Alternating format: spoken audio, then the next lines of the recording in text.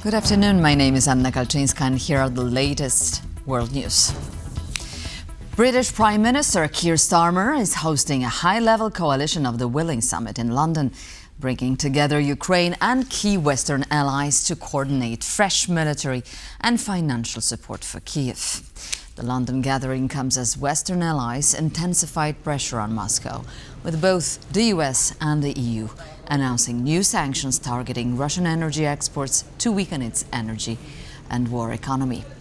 EU leaders have also edged closer to securing defense funds for Ukraine over the next 2 years, though a major reparations loan backed by frozen Russian assets remains pending. Downing Street says Starmer will urge partners to step up deliveries of long-range weapons to help Ukraine build on recent battlefield gains. Attending in person are NATO Secretary-General Mark Rutte, Denmark's Mette Frederiksen and Dutch Prime Minister Dick Schoof, while France's Emmanuel Macron joins by video link.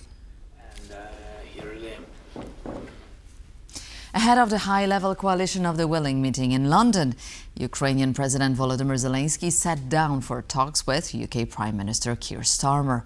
The British leader says the West should boost Ukraine's long-range capabilities. I do think that this week we can really bear down on Russian oil and gas. Huge steps forward this week already.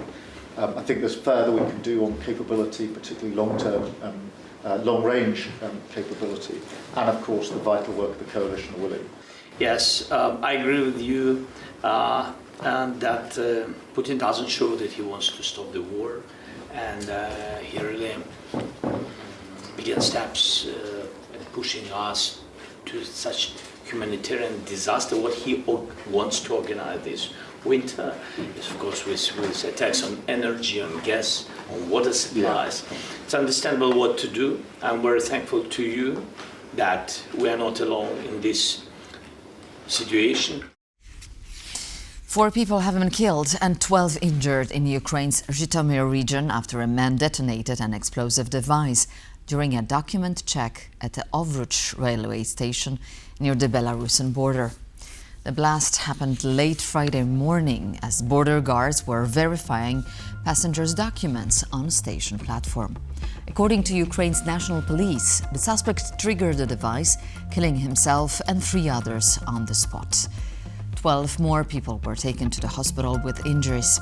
Investigators and bomb disposal units are working at the scene while police have opened a criminal case for premeditated murder and an attack on a law enforcement officer. The Ovruch station, located about 40 kilometers from the Belarusian border, remains cordoned off as security forces continue their investigation. Tensions are running high in the Polish port city of Gdynia. Local officials are warning that the city has become a target of Russia's hybrid war. Earlier this month, police have detained a 42-year-old suspect accused of setting fire to cars with Ukrainian license plates and later found explosive-making materials in his apartment, raising fears of more planned attacks.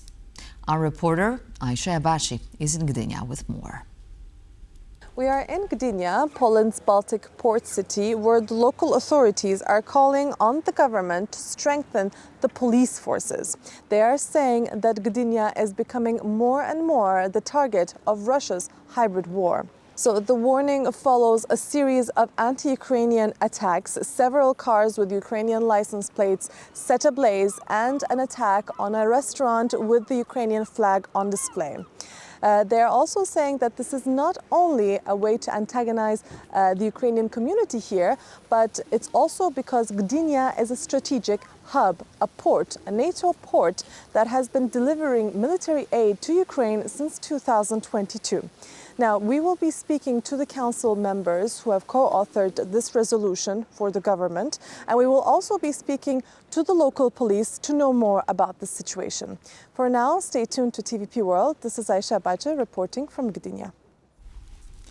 Central and Eastern European governments have until November 21st to decide what to do with assets and contracts with Lukoil, the Russian oil giant sanctioned on Thursday by the United States. Lukoil has 2 refineries in the region and is a major crude supplier for Slovakia and Hungary. Failure to decouple brings the risk of failing under sanctions. This is Lukoil's refinery in Burgas, the newest headache for Bulgarian Prime Minister Rosen Željaskov. We have 1 month in which we must make a national decision on how to approach the refinery as a state. Selling the refinery is seen by Bulgarian politicians as one of the options. The sooner Lukoil is relieved of the Burgas refinery, the better, because it is part of Russian influence. A similar problem is faced by the Romanian government, where Lukoil has another facility, but finding a buyer in 1 month amounts to a fire sale. Will it be possible to sell the refineries in Bulgaria and Romania? If yes, it definitely won't be at an attractive price, and any potential buyer would probably purchase those shares at a significant discount. However, an even bigger headache is coming up for the governments of Slovakia and Hungary, for whom Lukoil is a major oil supplier. If Washington does turn a blind eye and doesn't enforce sanctions it imposed, then there won't be an issue. But if it does enforce them strictly, I think both capitals will have a serious problem keeping that oil flowing.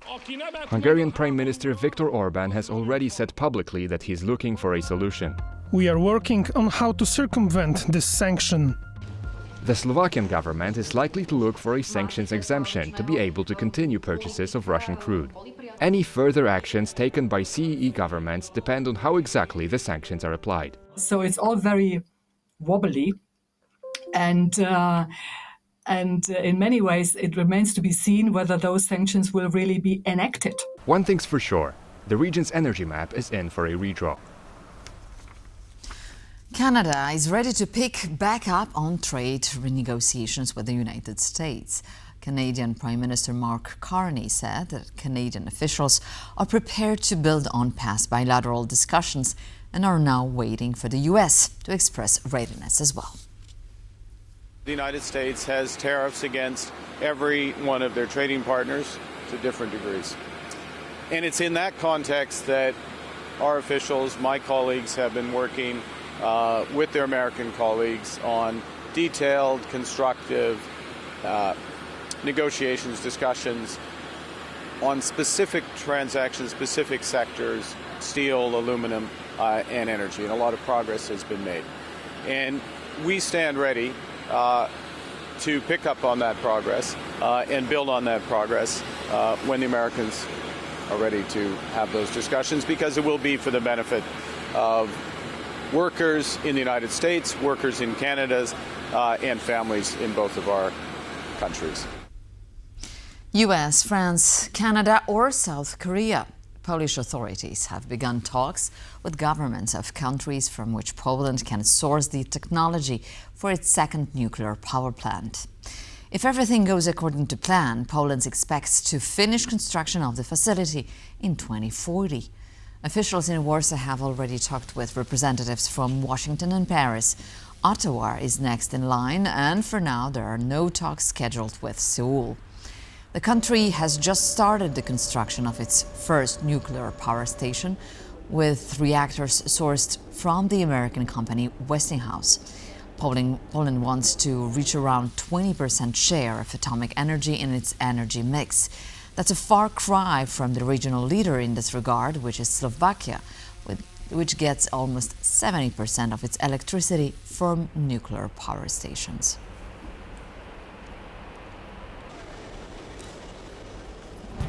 And on that, we conclude this edition of World News. Please stay tuned to TVP World for more interesting stories and commentaries and talks.